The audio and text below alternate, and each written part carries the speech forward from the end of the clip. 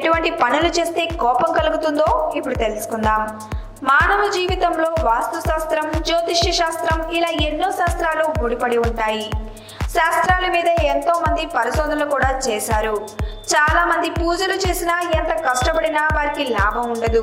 కొన్నిసార్లు మనుషులు ఎలాంటి తప్పులు చేస్తారంటే దేవుడికి సైతం కోపం వస్తుందట.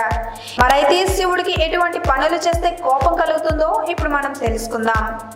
అంతకన్నా ముందు ఇలాంటి మరిన్ని భక్తిపరమైన విశేషాలను తెలుసుకోవాలంటే మా ఛానల్ని సబ్స్క్రైబ్ చేయడం మాత్రం మర్చిపోకండి. శివ పురాణం ప్రకారం పనిలో కానీ ఆలోచనలో కానీ ఎలాంటి తప్పుడు ఆలోచనలు ఉన్నా అలాంటి వారు ఎన్ని పూజలు చేసినా లాభం ఉండదు. వేరే వారి ధనం ఆశించినా, పరాయి స్త్రీని ఆశించినా, తల్లిదండ్రులను గౌరవించకపోయినా, దొంగతనం ఇలాంటివి చేస్తే శివునికి ఇష్టం ఉండదు. వారు ఎన్ని పూజలు హోమాలు చేసినా ఫలించదు.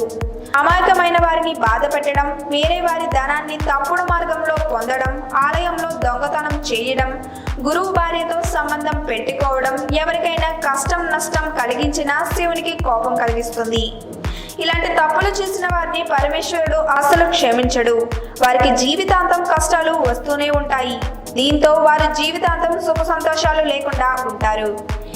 ఈ వీడియో కనుక మీకు నచ్చినట్టయితే లైక్ చేయండి, షేర్ చేయండి. మరిన్ని లేటెస్ట్ అప్డేట్స్ కోసం మా ఛానల్ని సబ్స్క్రైబ్ చేయండి.